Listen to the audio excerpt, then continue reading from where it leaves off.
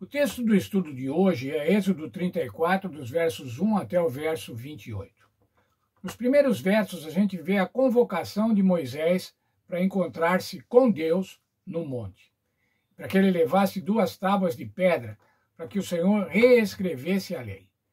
Ora, esse reescrever a lei era renovar a aliança com Israel. Mas, além disso, o Senhor ia se revelar a Moisés, ia mostrar a sua glória a Moisés.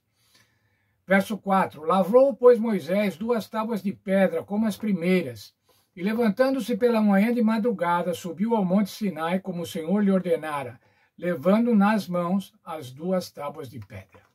Agora o Senhor se apresenta a Moisés no monte. Tendo o Senhor descido na nuvem, ali esteve junto dele e proclamou o nome do Senhor. Veja a proclamação, a santa proclamação que Deus faz a Moisés.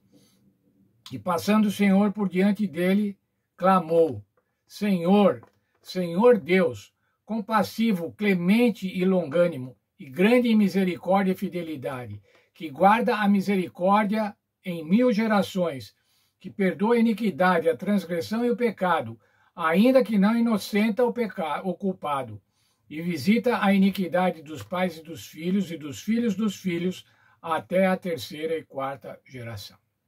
Um Deus salvador, um Deus amoroso, um Deus perdoador.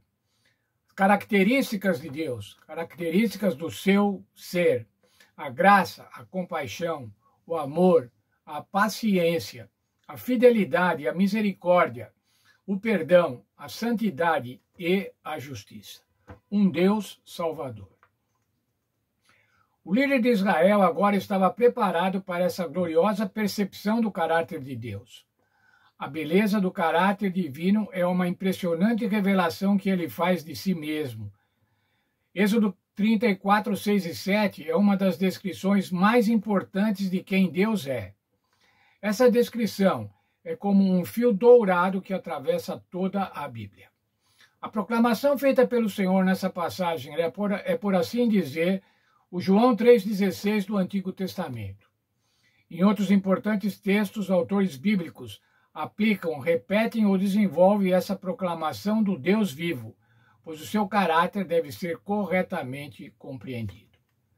Veja, João 3,16 fala do amor de Deus, porque Deus amou o mundo de tal maneira que deu o seu Filho unigênito para que todo aquele que nele crê não pereça, mas tenha a vida eterna. Essa proclamação agora aqui de Êxodo 34, o Senhor diz que é compassivo, clemente, bondoso, grande em misericórdia, grande em amor, e que perdoa a iniquidade, e, portanto, é que ele salva. Qual foi a reação de Moisés? Então, qual foi a reverente reação de Moisés? Imediatamente, curvando-se Moisés para a terra, o adorou. Diante do caráter de Deus, só podemos nos curvar e adorar. E veja ainda o que o Senhor falou. E disse, Senhor, ou que Moisés falou, e disse, Senhor, se agora achei graça aos teus olhos, segue em nosso meio conosco, porque esse povo é de dura serviço. Perdoa a nossa iniquidade, o nosso pecado, e toma-nos por tua herança. Quando Moisés recebeu a explicação excepcional, sem precedentes e inigualável do nome de Deus, ele se prostrou e adorou ao Senhor.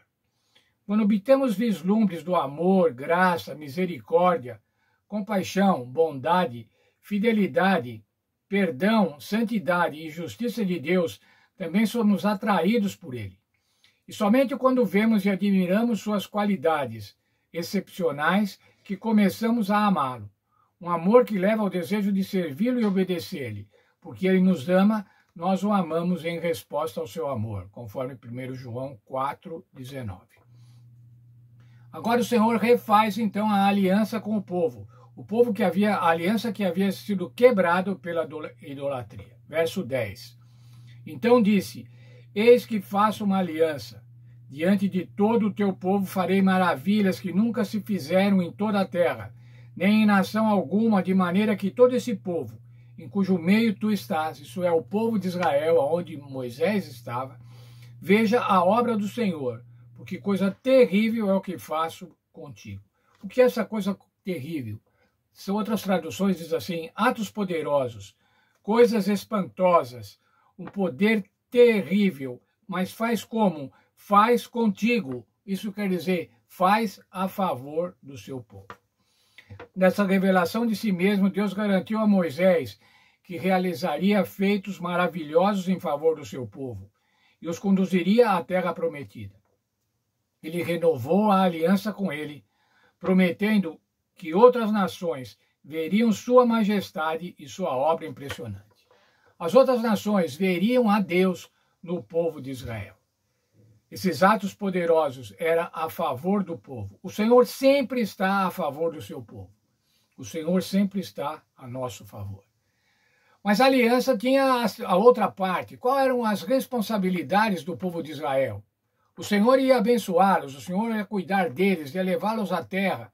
Mas qual era a responsabilidade, quais eram as obrigações do povo? Isso nós encontramos em Êxodo 34, dos versos 11 até o 28. Não fazer aliança com os ímpios. Eles não deviam se associar aos povos daquela terra. Deviam derrubar os altares pagãos. Não fazer aliança com os estrangeiros. Não casar com os ímpios. Por quê? Porque casando-se com os ímpios, as famílias se tornariam também ímpias ou não adorariam a Deus como deve ser. Não fazer deuses de fundição. Observar as festas, a festa dos pães asmos, ou a festa da Páscoa, a festa das primícias, também chamada das semanas, ou a festa da colheita, que era a festa das cabanas. Para que observar as festas? As festas eram memoriais que deviam lembrar o povo da atuação divina em seu favor. Deviam santificar o sábado semanal, santificar, dedicar o primogênito das pessoas e o primogênito dos animais, demonstrando que tudo era de Deus e, portanto, eles dedicavam o primogênito. E deviam observar as palavras ou observar as leis.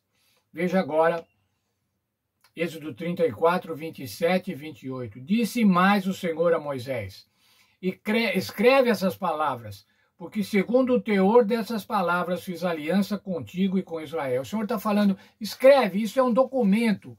Esse é um documento que deve ser a referência da nossa aliança. E ali esteve com o Senhor 40 dias e 40 noites. Não comeu pão, nem bebeu água, e escreveu nas tábuas as palavras da aliança, as 10 palavras.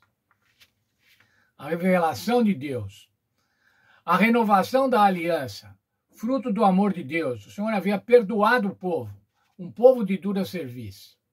Sabe, irmãos, nós também somos povo de dura cerviz. Nós somos teimosos, nós somos pecadores. Nós muitas vezes não nos conformamos com a vontade de Deus, ou melhor, não agimos segundo a vontade de Deus. Mas o Senhor nos ama, irmãos. O Senhor faz as coisas a nosso favor, como diz aquilo. Veja a obra que o Senhor, porque esta coisa terrível é o que faço contigo. O Senhor está sempre ao nosso favor, o Senhor quer nos salvar. Ele providenciou tudo para nos salvar. E nós então, irmãos, devemos responder como muitas vezes o povo de Israel respondeu. Tudo que o Senhor falou, faremos.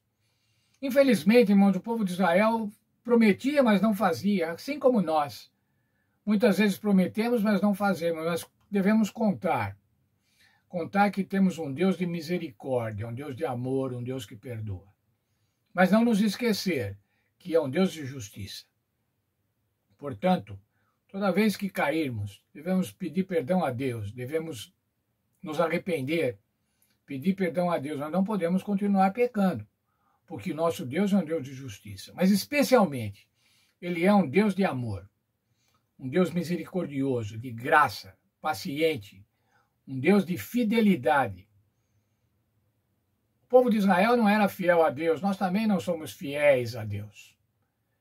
Absolutamente fiéis a Deus, mas o Senhor é absolutamente fiel às suas promessas.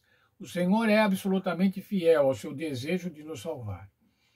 Que Ele nos abençoe e que a gente possa perceber isso, que a gente possa colocar isso dentro do nosso coração, da nossa mente.